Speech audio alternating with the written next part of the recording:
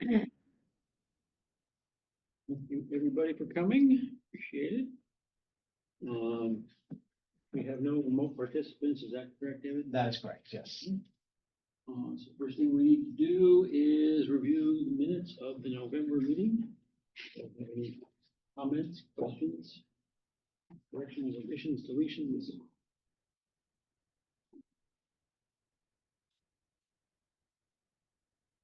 Motion. All those in favor? Aye. Any opposed? Great, okay. Under the heading of announcements, I need to leave by 4:15, so talk fast. I don't think we have a particularly long agenda anyway, so I'm hoping we can be out by 4:00. Normally what would happen is if I was leaving, Alita as vice president would take over. Alita's not here, so we'd have to appoint one of you poor undeserving people to be. So let's just wind up by 4:15.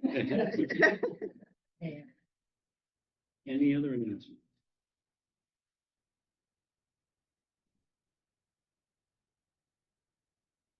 On live for public comment.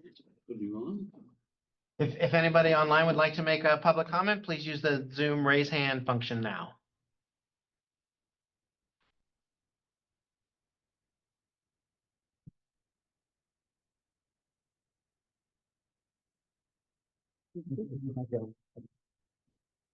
So today for our continuing education session, Brittany is going to talk about staff de-escalation training. Do we want me Come here? on down. Yeah, you want to come stand up in front of everybody? Yeah, I don't mind. I'm happy to run the show for you. Just Thank the next slide. Right Okay. here. Well, hi, everybody. I feel like I know everybody here, but I'll introduce myself anyway. My name is Brittany Eversberg. I'm the Circulation Services Manager for JMRL. I also directly supervise the front desk at Central and delivery as well. Today, we're going to be talking about de-escalation training that we have been doing at Central Library, but other staff at other branches have also been participating.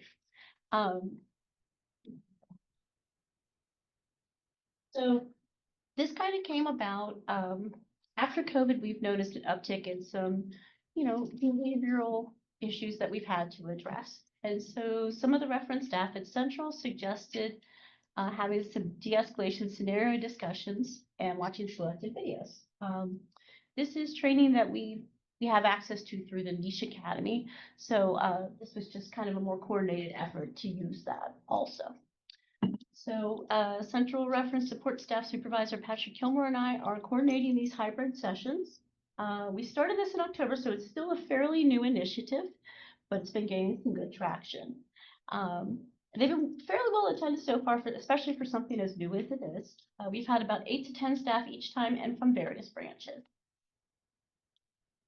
So just a little bit about Niche Academy. If you don't know that you have access, well, you do with your Board of Trustee email. That is your username. And if you want to click on that link, David, that'll show them what Niche Academy looks like. It's pretty nifty. There's all kinds of different stuff on there. It's going to require me to remember my password.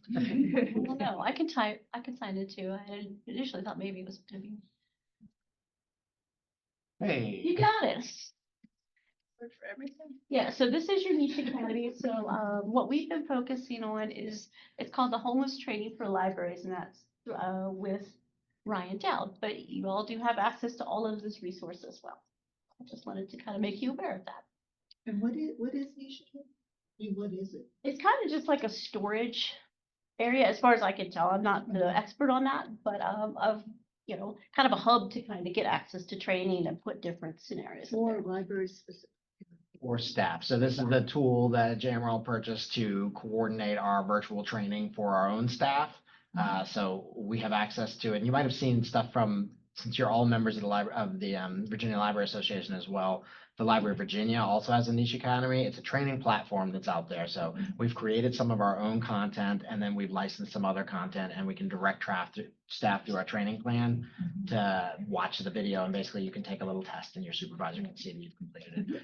It also, not to hijack Brittany's Oh, no, presentation, but there is also a public-facing portion of it that we have yet to turn on, but the theory also was that as we start to get a catalog of our own indexed and recorded public programs, we could put them on a public-facing niche academy. So instead of having them on YouTube, they would be hosted on this service, and JMRL can organize a little better. Yeah, so it's kind of a neat little hub for all of the things. We have a lot of stuff on the makerspace labs that we have. The recent Ryan Dowd training session that we just had is recorded and on there now. So anybody who wants to watch it later can watch it. The next slide. Okay, so this is just a little bit about Ryan Dowd.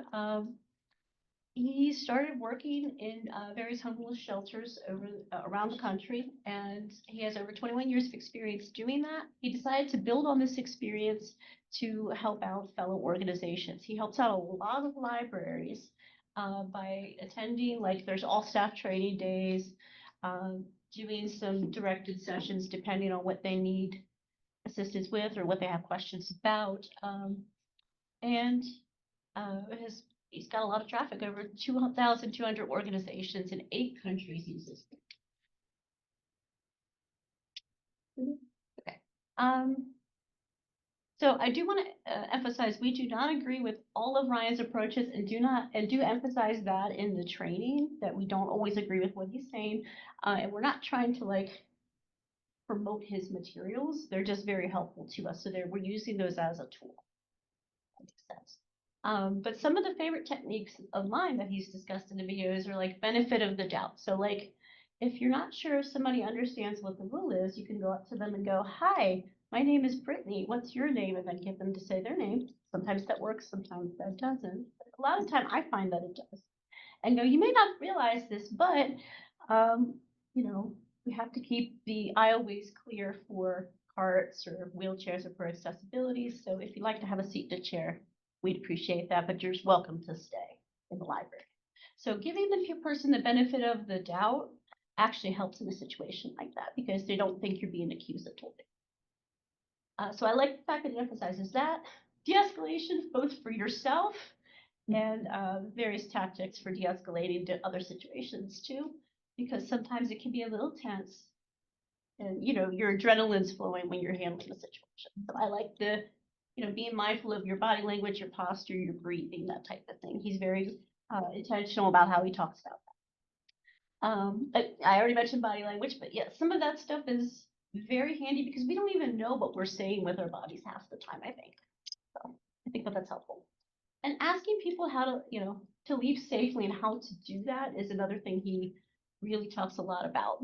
And that can be some of the more tense situations that you might have as a staff member. So it's very good tips that he has for those things. But again, like whenever we're doing these trainings, we watch them and we, you know, Patrick and I talk about it and we're like, okay, we don't necessarily agree with this tip. So we're going to pause at this point and say, this is why we don't, if there's something that we don't. So.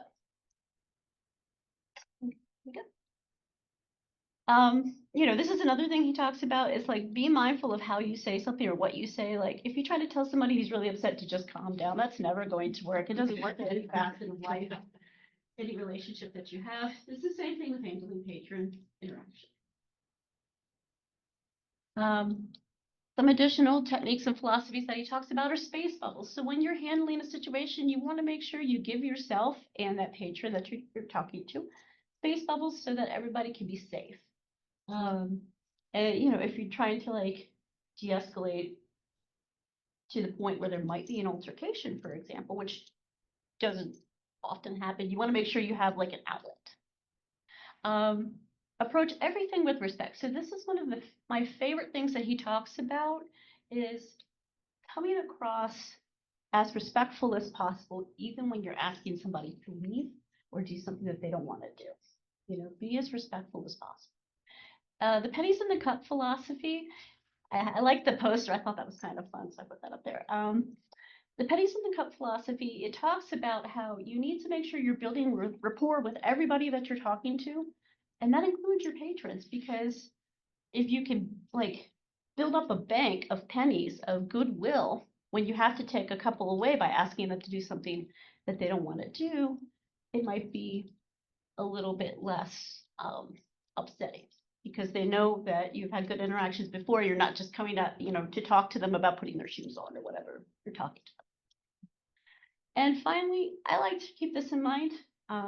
As somebody who's written, I think I'm at 124 for incident reports that I've written since my time in JMRL. It's not personal. It's part of our jobs to enforce what the rules are. So we want to make sure we're not taking anything personally that anybody is thinking to us. Any questions so far? And those 124 incident reports were over 10 years, right? Oh, yeah, 10 years. That made sure, yeah. Not in 1 year, not in a month, 10 years. But yeah, like that is something to really keep in mind. It's not. Does anybody have any questions? How often does it come up that you have basically a confrontation? It depends. It depends. Sometimes when it's a little colder out or the weather's not great or it's really hot, we might have a little bit of an uptick because we have more people in the building. But generally people do comply and, they listen to what we say. Sometimes it's just a gentle warning like, hey, I know you didn't realize this, but, and that's enough, most of the time. A lot of the time we do like to make, write incident reports just to document when there could be something that's a potential issue down the line. It's not necessarily that, anybody is, banned or first warning. Oftentimes David will see an incident report I write and I'm like, just documentation, just in case we have questions. I would say there's something probably on a weekly basis, though, at least, where it's something from any staff, and all of our staff are authorized to At document. any branch. Yeah, Yeah. to fill out one of these reports, and they all come directly to me, and I give them out to all staff, so. And as to Brittany's point, sometimes that's as simple as we had a strange interaction with somebody and I'm documenting it, and sometimes it's like somebody's refusing to comply with the Yeah. code of conduct. Yeah. I mean, do you refer them to across the street to the Haven? Yeah, As an alternative? it depends on ways what to they're handle it. seeking. Yeah, but Yeah. sometimes we will, for sure. Sometimes it's like they want to use our phones, for example, or something like that. We don't have public phones available, so we just talk to them about that. But the Haven does have one that they could use. So in that case, for example, we refer them to the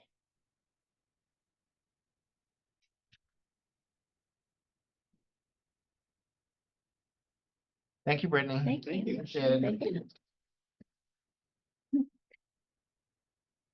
All right, a policy committee report. Hey, the policy committee met today and finalized our review, our 10-year review of policy 4.11 material selection. So that is ready for a first reading, which I think we have a little later in new business. And then we just took a very initial look at the bookmobile policy, and that'll be the main thing that we start with at our next meeting.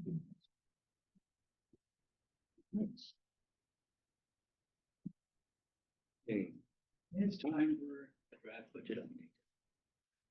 Okay, so the board at their last meeting adopted a proposed budget for fiscal year 26. And JMRL sent that out to all 5 of our member jurisdictions the following week. There is still no finalized healthcare number. So the city is expecting an end of December, beginning of January. So anytime in the next few weeks. But that means that there have been no changes to the draft that you all reviewed and approved last month. Right now, JMRL is scheduling meetings with the staff of each jurisdiction, and I've been in contact with some of you about that. So this week, on Wednesday, Brandy and I are going to go to Louisa to visit with the staff there. And on Thursday, Mike and Peter and I are meeting with Albemarle County. Green, we're going to meet on January 7th. That is confirmed, Martha. Still working on scheduling with Nelson and Charlottesville, but both of them will be after the end of the year. I did just hear today from the city with some dates. I think Yes. It dropped out and then it recorded again. Okay. Are we still live? Okay. I did just hear back this afternoon from the city of Charlottesville. We had floated some dates with the folks that we meet with there. So if the Charlottesville trustees wouldn't mind checking their JMRL email this evening and seeing if there are dates in that group that they're available, we'll try to get at least one or two of you to meet with the city of Charlottesville, and it'll be after January 1st. I think we're looking at the first week, the first full week in January. But otherwise, yeah, that's where we are right now. We're scheduling these meetings, and then we will spend the winter, spring, talking to the staff and elected officials and any members of the public from each jurisdiction about the proposed budget for next year, and then meet with their elected officials as need be to discuss these issues, and then the board will plan on voting in June for our final budget. I'm sure there will be changes between now and then. Budget process. Good, all right. On to new business, so as Mike threatened, warned, the first reading of the policy 4.11, which is, most of you know, is a hot button in the news recently. Not here so much as in other jurisdictions, which shall remain nameless. All right, I'm sorry. So to that point, the purpose of the material selection policy is to describe the criteria or guidelines by which JMRL chooses to incorporate materials or not to incorporate materials into our collection for lending. And that's, we have to make choices because we can't fit every book in the world. So there's only so much shelf space. So that's at the high level, that's the purpose or the scope. Mike, before you go, Yeah. can you Explain the color code. I will get to that. Okay. But that's a good reminder. At a high level, this is sort of I consider it to be a foundational policy with our organization. So we spent 3 meetings on this. We had the continuing education from our collections manager, and she was involved in, she's not a permanent member of this policy committee, but she was invited to these meetings. So we got her input in terms of just directly what we were discussing. I would say overall, the policy has not changed substantially in terms of the actual functionality of it. The broad principles are in place still the same. But we've reworded some things for clarity. There's with all these policies that we look at every 10 years, there's a lot of times there's some little special cases that are being handled that don't seem to make sense anymore, or maybe can be moved somewhere else. I will mention in advance, there's always with board policy a trade-off between providing what level of detail you pick is the question. And so the board policy is usually the high-level guidance staff, and then oftentimes there's a staff document that goes hand in hand that then covers the operational day-to-day. So you'll see some references here to a procedure that exists, but I think it's being revised. It's undergoing revision right now, called the collection management plan. That's a staff document that provides kind of a more nitty-gritty detail. David has said that his intent is to make that, it's a public document, and it has always been available on request, but he's planning to publish that, and it'll be linked somewhere so that when people come across references to collection management plan in this document, they'll have a place to see, okay, what are all these, behind the scenes details. Okay, so in terms of the edits that we've made, and today's goal is just a first reading of this, read through, make sure everybody can see what's there, and then the next meeting we would have it potentially for a vote, and that's where there's an opportunity for final discussion of any questions or issues that folks have. May I interject? Yeah, please. On the screen, we have the color code. Yeah. But in your packet, it's a clean, yes, and there's a clean draft in here, which might make it easier as we review comparing the two, because you've got all those colors and all the cross out. whereas here you have it in plain. But in the There's a color couple code, there was a couple additions. The three. Yeah, yeah, and we'll draw attention to it. Probably Yeah. more festive. I've got it. I think Martha's point is if you want to get a feel for what the finished product looks like and not have to go through the mental work of the addition and subtraction, there's a version of that for your reference that you can also. Without the green. That doesn't include the green. Okay, so the color code is, Dave, tell me if I'm right. Obviously, the black text is what's there currently in the current policy. Strike through means it's been either removed or moved in some cases. So just because it's stricken out, you may see it appear somewhere else in the document because we reorganize a few things with flow. The pink is, in fact, verbiage that's mostly existing verbiage, but it's been moved from one place to another. So it's not really changed in that sense other than positioning and flow. Red is new language that's included in your handouts because we had a sort of an initial draft of this ready before the handouts. And then green is the latest and greatest wordsmithing as a result of today's committee meeting where we finalized, and that is not in your handouts, but there's only a few of those, and they're again just sort of wordsmithing in nature. All right, so with that, I don't know if I'll read every word of this, but I'll just kind of describe functionally each section perhaps as you read on your own, either on the screen or your handout. But the intro is just providing a scope of what's the purpose of this policy, what's the scope of it. It had been previously segmented into two sections. There was a sort of an intro and then this philosophy. The philosophy is not gone. It's just been moved up into pink language and consolidated into one intro paragraph. Again, describing this as high-level guidelines that guide our librarians when they're making choices about which materials to select for our collection. And the green, we just had some wordsmithing about supporting or being guided by various ALA. So that's a softer publications. statement. Yeah, that What was the reasoning for backing off the support? It's stronger. I think it flipped actually. So the discussion that we had, Anne brought it up and we discussed the fact that it was the library supporting these broader intellectual national rules. Now we're saying those are the underpinnings of we are using those to create this stuff.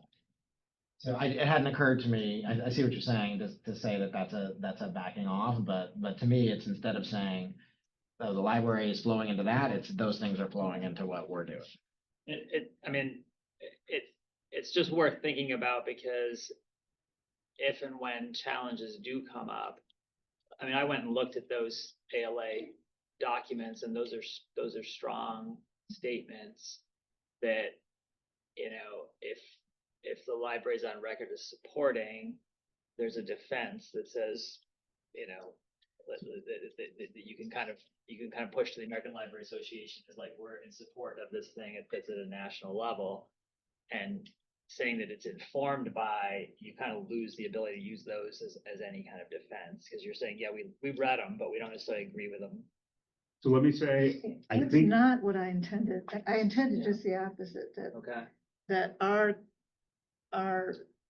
policy is consistent with, really consistent Yeah. with I think the good news is incorporated into that. I think you get to have it both ways.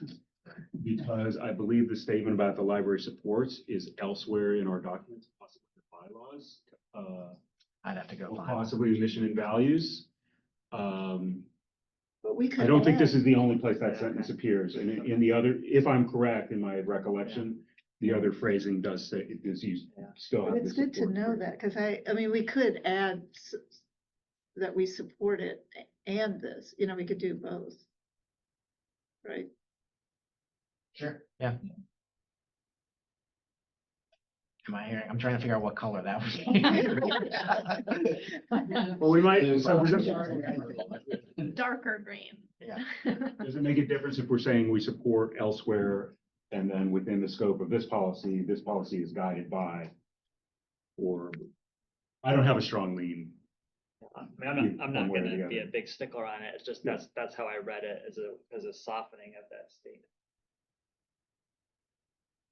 I just thought before when it said, all it said was it's, just sort of out of the blue, that it supports these, that it wasn't connected with the actual material selection policy Yeah. itself. Yeah, I mean, if there's a better place for that sort of statement of support, that's fine too. So is this something we want to research and think about and finalize at our next meeting? Let's make a note, comment, David. Could read the library support. But also, David, please make a note to see if it's, Policies to guided research by- where else this statement appears. I think it might be mentioned about. Next meeting, are you talking about like policy committee meeting? I'm talking, so the policy committee is done, Okay. is now forwarded to the full board. And the next meeting would be our process for all adoptions as we do this, what we're doing today. The first reading, we're just introducing it to the full board and the public. And then the next meeting is where potentially it would be moved for a vote to adopt, and that's where the actual, And changes could be. changes to be made or amendments, but now it's in the hands of the full board. So I'm talking the full board meeting. Okay, moving on then. We've, again, number one has just been moved for flow elsewhere within the guidelines. But the core guidelines have mostly stayed the same, other than,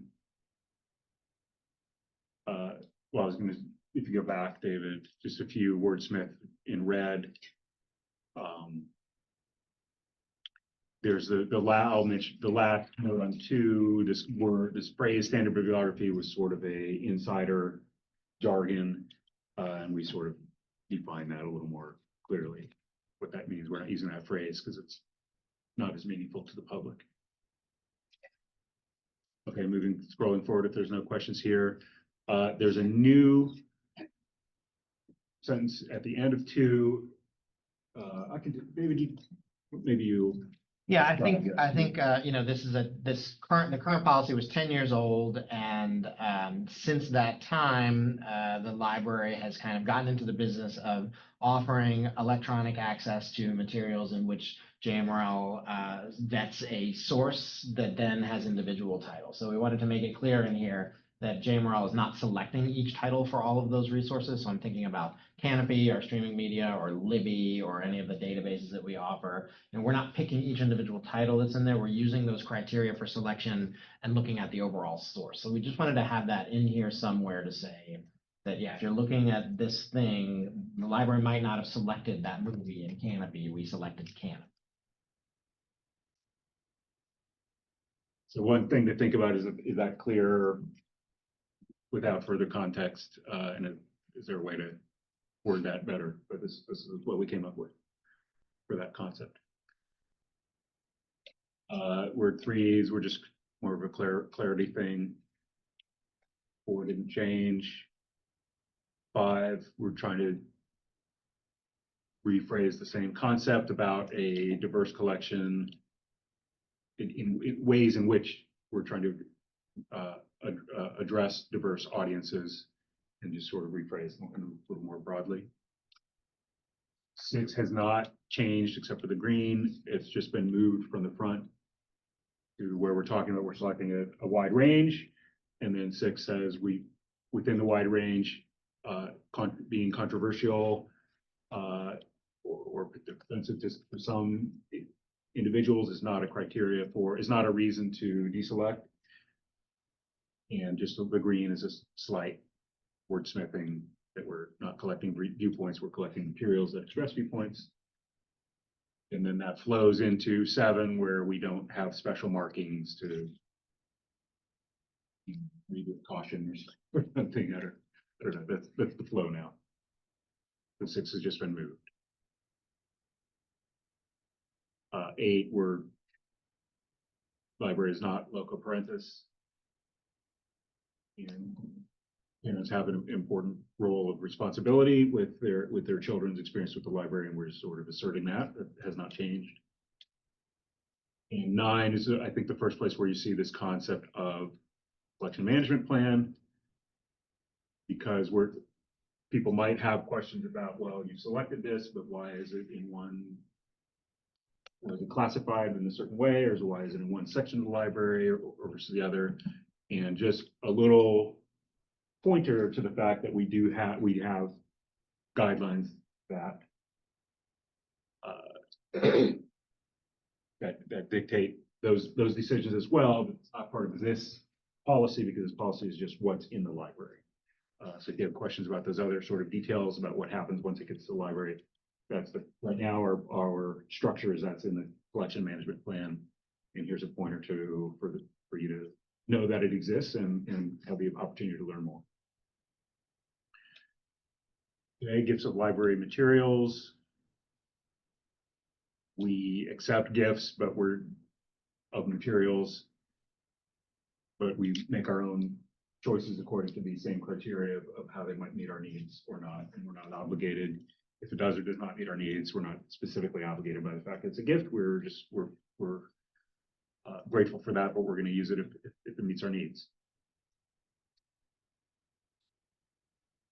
A small structural correction there to collection is the name of this name of that local OC collection. Okay, historical and genealogical. So this is where we get into some of these sort of smaller, more detailed use cases, and generally we wanted to move in the direction of just make a more of a broad statement and move some of the specific details to collection management plan. So again, we are interested in some kinds of local historical or genealogical interests, but we're not a historical society or a historical library. So some things we would refer you to those organizations. And we attempt to acknowledge gifts that we receive. Okay, moving forward, if there's no questions.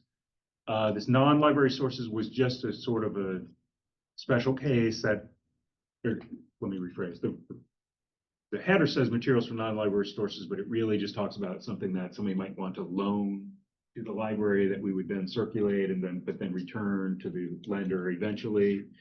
And it's such a specialized use case that doesn't come up very often. We didn't think it needed to be in this high-level policy. Okay, just a little, next section has not changed, just informing users how they can request. We want that input, and we've heard in a recent continuing education that we're able to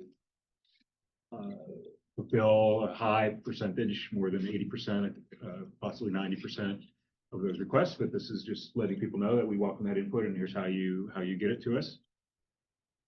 And then sort of moving to reconsideration. This is present in many of our policies, so programs, displays and handouts.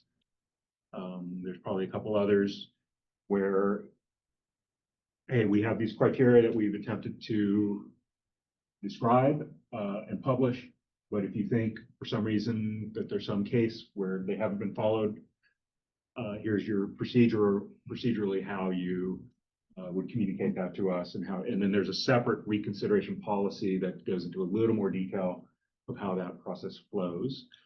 But what we've added here is not just process-wise, but hey, if we get into that situation regarding material, here's the process, but the criteria we're going to use to evaluate that are the criteria that we describe here. So it's just being a little more explicit about that. Okay, moving forward. Here's where that pink in the Oh, first yeah. paragraph got moved up.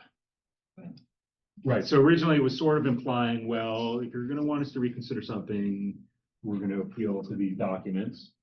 And now we're saying, well, if you want us to consider something, we're going to appeal to all of our criteria, which include those documents and are consistent with and guided by those documents. Okay, last is just to, again, mostly to educate the public that there is this books. As we acquire more and more books, there's got to be an outflow cycle as well, because and there's, again, that involves a set of choices of what do we weed or withdraw from the collection in order to make space for new things. So that's also part of the collection management plan, and we've had a continuing education about weeding within the last year. But this purpose here is just to inform the public that exists, and sort of a high level concept of what some of the reasons for circulating things out of the collection might be. And again, pointing to the collection management plan for more details there. You see a few green wordsmiths that were not in the handouts for today. For the handouts for next month, for the actual vote, obviously this will incorporate it both. I think we'll probably keep the red line, red, green, blue line at purple, as well as a new consolidated draft, which is what we would be. Just for clarity there, the last sentence of the second paragraph here was also removed in the discussion today, so that's a change from your handouts. That's why that green discarded or got added to the sentence before. They just. Yeah, so that strikeout should actually be green strikeout. But it's fine, next month it'll be. I want it. There you go. All right. Oh, much better. Can you go back to the start for a second? The top of the document. I just had a wordsmithing suggestion. So what we could say is the library supports, and then that list of things, then put, and this policy is guided by with these statements or whatever you tell you. That would be, Yeah. that would include those. I mean, that would incorporate both concepts. So that would be.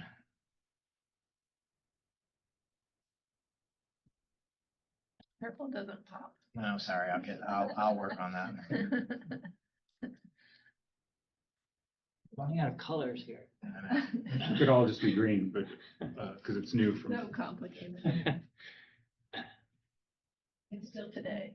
It could still be green. And sorry, Peter. Or you actually, to make it even, if you could put the library supports, comma, and this policy is guided by and consistent with, comma, and then the list. So it'd start up where the green is.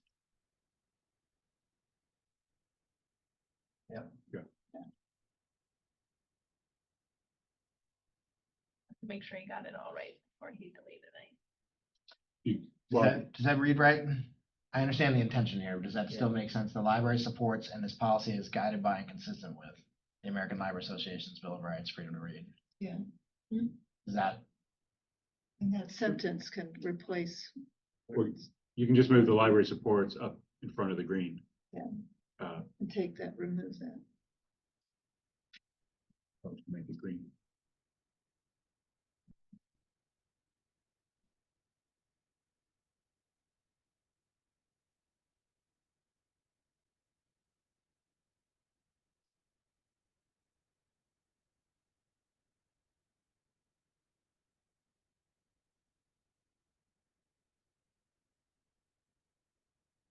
Yeah.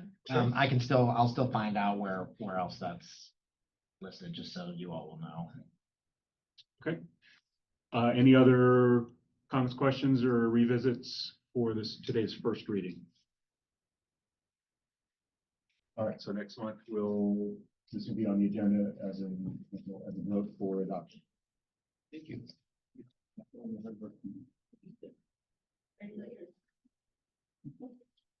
And we're gonna talk about the box truck replacement. Yes, thank you. Switching gears here. So the goal today is just to introduce this notion to you all now. The budget committee talked about it briefly and working on the budget stuff for this year and also the equipment budget last year. But haven't really come with any concrete suggestions at this point. So what I'd like to do is talk about the issue here and then come back in January with a proposal for you all that you can consider voting on at the next meeting. So today you get the idea, and then next month you'll have some concrete details. So JMRL currently has 3 box trucks, actually. If you recall, per an MOU with the Friends of the Library, the oldest one is housed and used by the Friends of the Library, who pay for its ongoing support. So that's basically out of the picture for JMRL's usage. But currently, we have a 2017 Isuzu box truck that has 162,000 miles on it, and a 2021 truck that has 167,000 miles on it. The older one the Friends have is from 2014. It's got over 230,000. Daily, they run 200 miles, 6 days a week. So obviously not both of them each day, but that's the weekly kind of wear and tear on them. Additionally, the one that's not running, the courier run, will be used at least once a week for donations and equipment delivery, also used for trips for recycling, surplus property that tends to be around town, or picking things up at branches and bringing them back into town. So annually, about 75,000 miles put on the trucks, on both trucks together. So that's the kind of the rate of burn rate, as they say. So Jerry's already done a little bit of work here to get a quote. All of JMRL's purchasing for material for trucks, sorry, no longer materials, trucks, goes through the fleet department at the city of Charlottesville. The city of Charlottesville is our purchasing wing, so we follow their procurement policies, and their fleet department are the ones that maintain the vehicles after the fact. The cost that we're looking at for a new one now is $86,318. That's $66,319 for the truck, $19,999 for the body, but you can't do one without the other. You need to have the body on the back of the truck. Just for some perspective, in 2021, when we bought the most recent new truck, it was $62,000. This is about $20,000 more in a 5-year span, which is not a shot. So we're going to have some funding available to make this mid-year purchase. The budget committee briefly talked about the options would include either using our equipment fund, dipping into the library's reserve fund, or potentially savings in this budget year, or some combination of the three. So I'm not presenting you here's the best way to go about this right now. I'm just letting you know we're going to need to replace at least one of these trucks this year, and I'll come back to you with here's the best way to do that. And then while I've got you talking about it, just put it on your radar. The library also has a van that some of you have ridden in before that is now 10 years old with 79,000 miles on it, which isn't too bad for a van, but probably that will need to be replaced in the years to come. So that will be kind of a future discussion along with the second box truck. So these are kind of large fleet purchases that are going to have to be made. So I wanted to get it on your radar, answer any questions about use or costs or anything like that anybody has, and then I'll bring you some options in January, and you can either vote on it then or think about it and vote in February. Right. So I'm one of the last people in the room. There's a budgetary and financial expertise, but I wonder, isn't this a kind of a known? You say we regularly use the truck.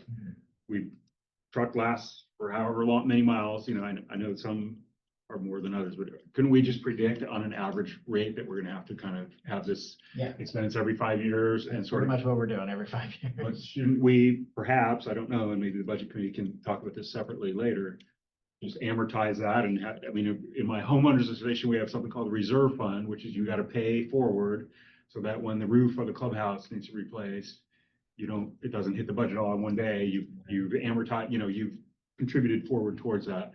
I wonder if an approach like that, maybe not in the current situation, but maybe going forward, might make sense for some of these things that we know are depreciable assets. Or yeah, potentially we couldn't really do that in our operational budget because we're capped at what we can carry over each year. You can't set aside funds to say like we're going to spend this 5 years from now. We can only carry over 5%. So we do have a reserve balance that gets carried over from year to year that's available for things like this. It'd be the equipment fund where we would have that discussion about future needs. So ultimately, it's the board's choice on which of these sources to tap. So yeah, we can certainly talk about that moving forward. For right now, for this particular situation, I'll provide what are the options. Yeah, it's an interesting point about the structural carryover. Yeah. It's why we have an equipment fund, though, so that we can. Which can be carried over? Okay, so just off the top of my head, and it's the first I've ever heard of it, if we know we need a truck every 5 years, we should maybe stick a fifth of that, in the equipment. Truck fund. And we know that, then we won't have to make a ad hoc decision when it comes up. It's just my. Well, then we're gonna be all ebooks in 5 years, and there's Right, or, yeah, or e-trucks. Well, the truck's gonna be driving itself around pretty soon, but, okay. Why can't we just use Uber for this, David? I don't Yeah, understand. right.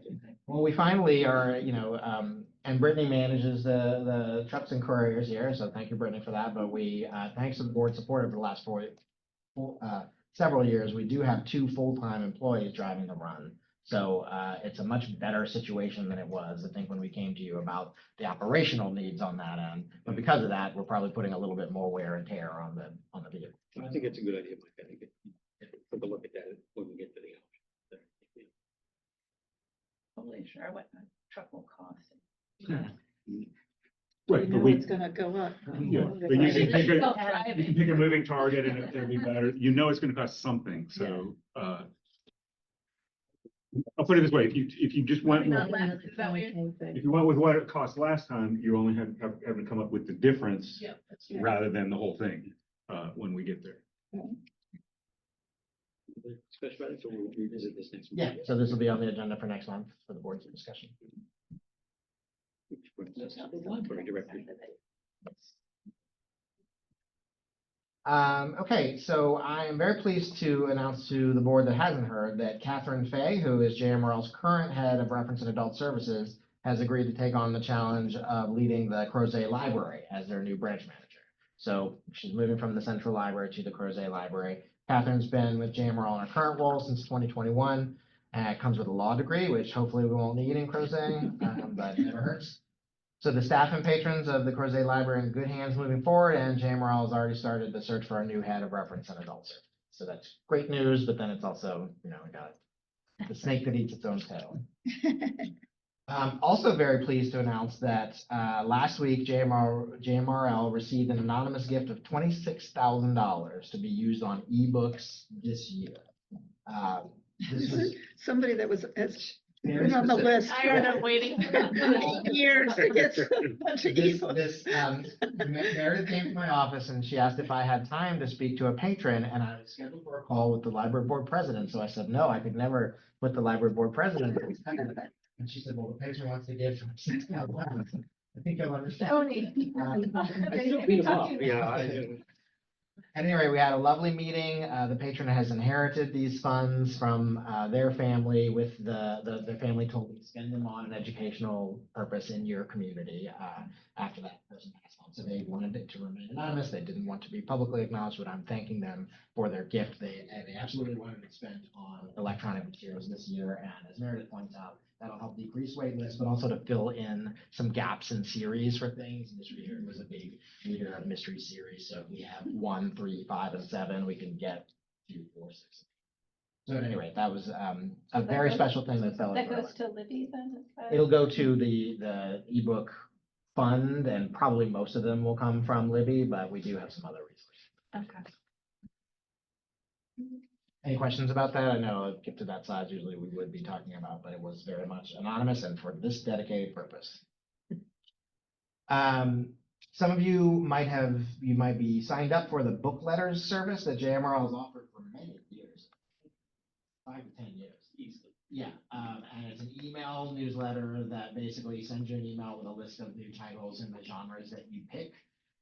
So it's a service that we paid for. Actually, a little known fact, those titles, we made a decision a few years ago to do some pre-vetting, and Meredith Dickens goes through and selects the titles there so that you don't end up with things that we don't have.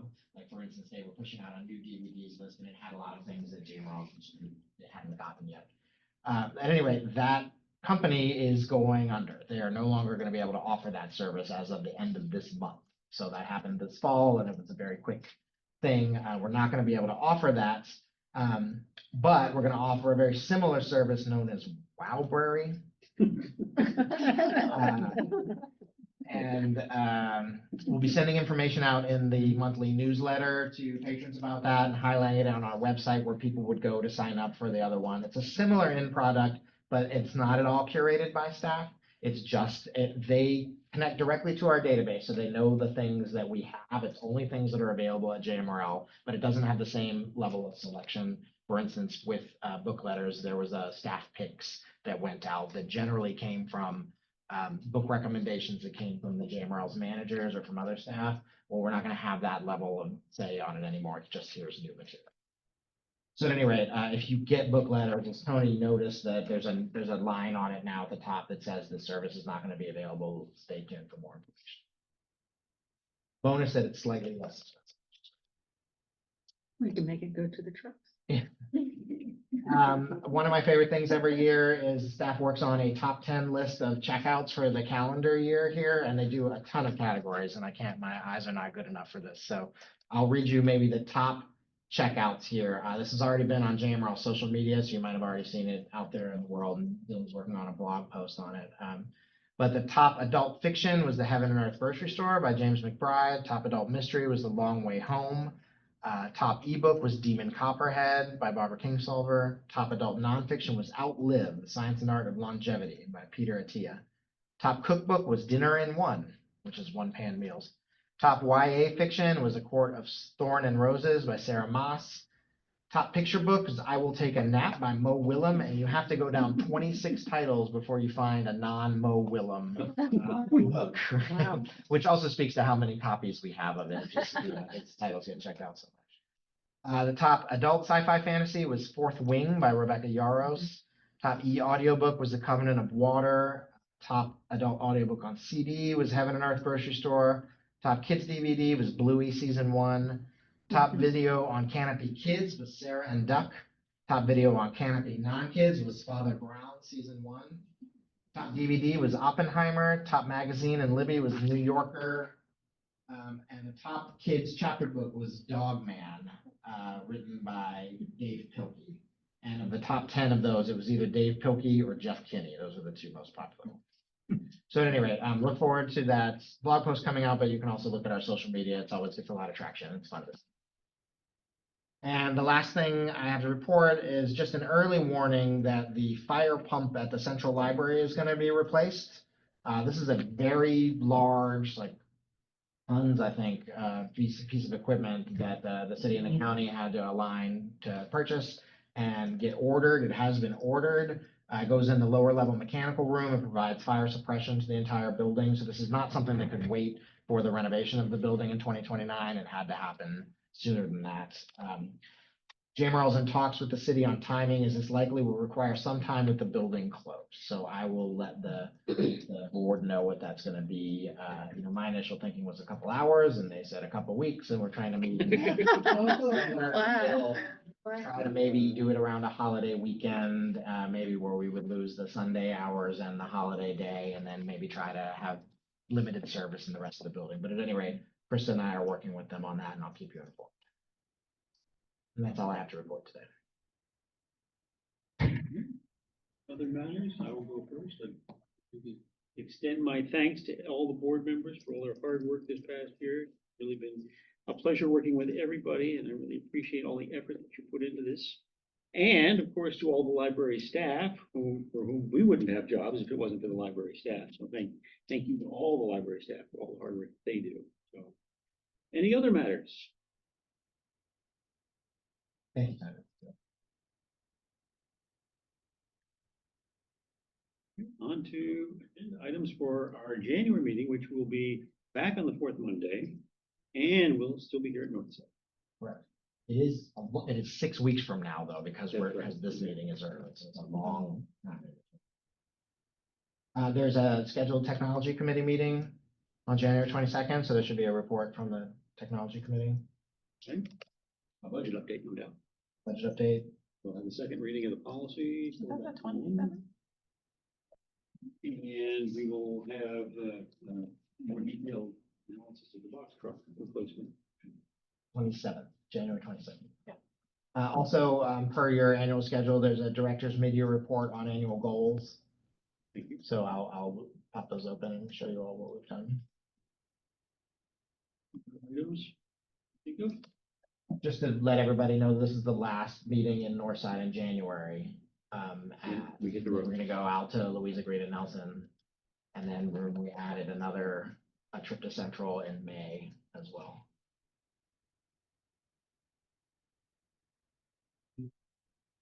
No other business or items? We'll entertain a motion to adjourn. I move we adjourn. All those in favor? Aye. Any opposed? Great. Thank you, everybody. Let me get that.